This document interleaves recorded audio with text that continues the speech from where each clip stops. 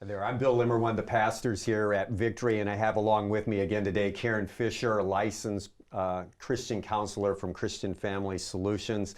Again, just super blessed. Thank you so much for taking us in a little bit deeper, opening up the door a little bit wider, and actually helping us out a whole lot more. Appreciate the opportunity. Yeah, thanks. So today we want to talk about anxiety, and we had talked about that emotions tell us something. So what does anxiety tell us?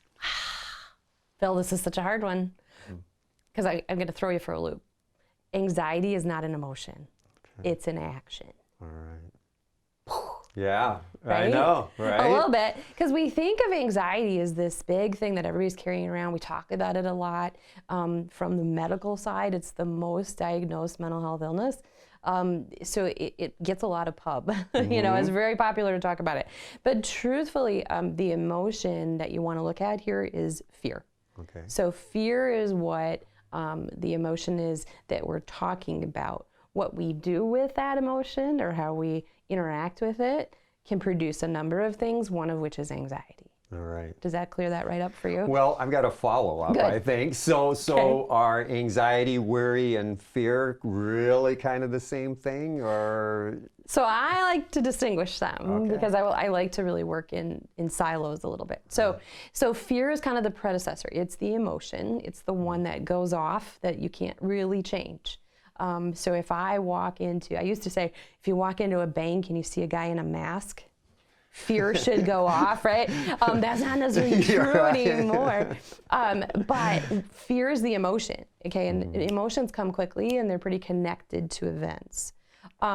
Worry is an action. It's a thought process that says, I'm going to take that fear and I'm going to think about it, right? I'm going to think what it could do to me, how this could work out, how could I fix it? So those are thought processes or actions that are being dictated by the fear. If we take it even bigger and we start generalizing it out, then we get anxiety. Okay? So I'll give you an example. Okay. Maybe this will help. Let's say I'm a little girl and I go to a sleepover. And at the sleepover, my friend's brother says, "Don't go outside, there's a bear in our woods." Okay. Fear might pop up. I'm a little girl, I'm afraid of bears, right? Fear might pop up. Now that might be reasonable, right, to be afraid of a bear. Worry would be me thinking about it a lot, right?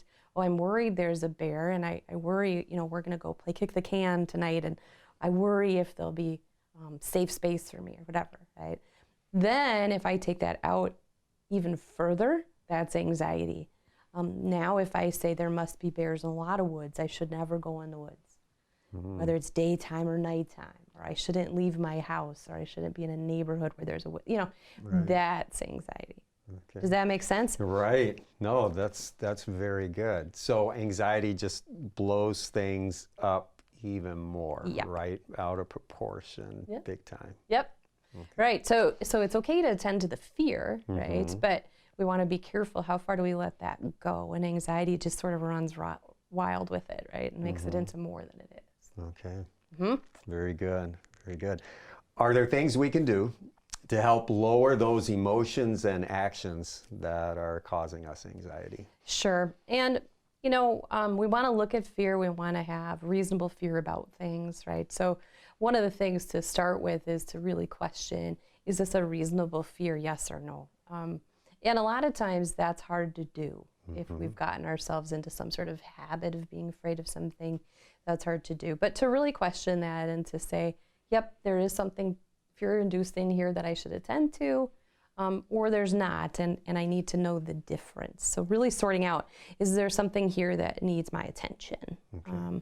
And then it's really practicing, I think, mindfulness in the sense that anxiety or fear or worry, if left unchecked, we now know does a lot of things biologically, right? So to be able to find ways to be mindful of what I'm thinking about, or how I'm breathing, or how I'm going to move past this fear, that takes some practice. So a lot of times I work with people on mindfulness, either, you know, as a practice ahead of being afraid of something, or to do when they're in some sort of fear-inducing problem. So for example, maybe I have a fear of driving. Maybe I was just in an accident.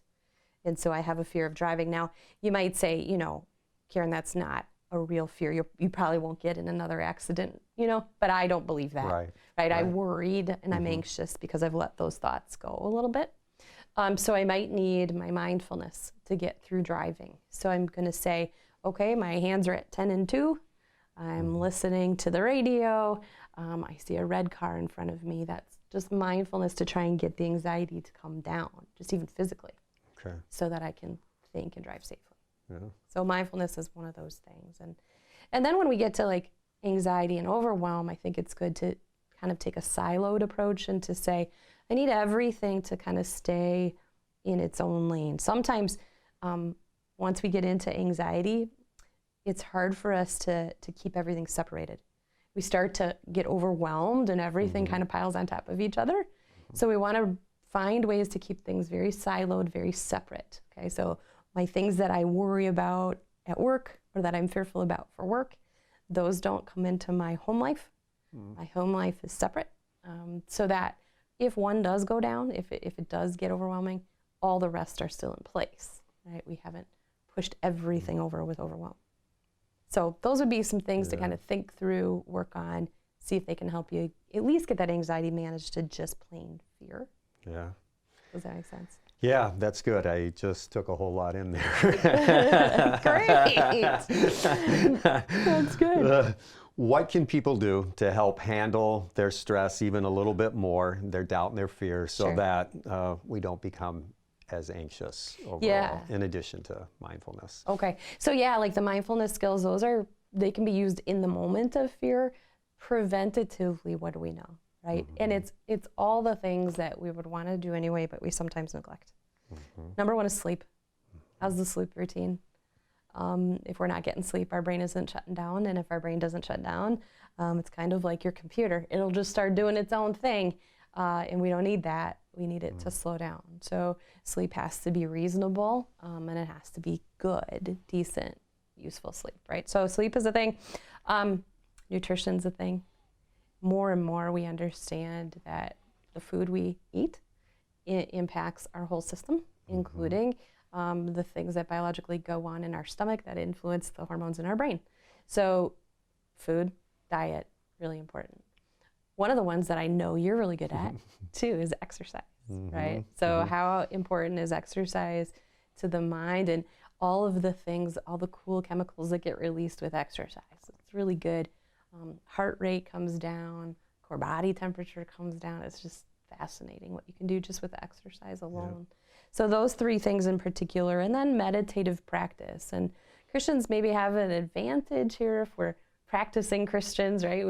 We want to be meditative and we want to be devotional in our lives. And there's a lot of great research on meditative practice and lower anxiety.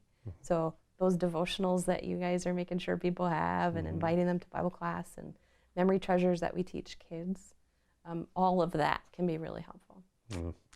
That's awesome. Very good. Another home run. Yeah, you're on your way. It's great. So thank you very much, Karen. We'll catch you again soon. Sounds good. Thanks, Phil.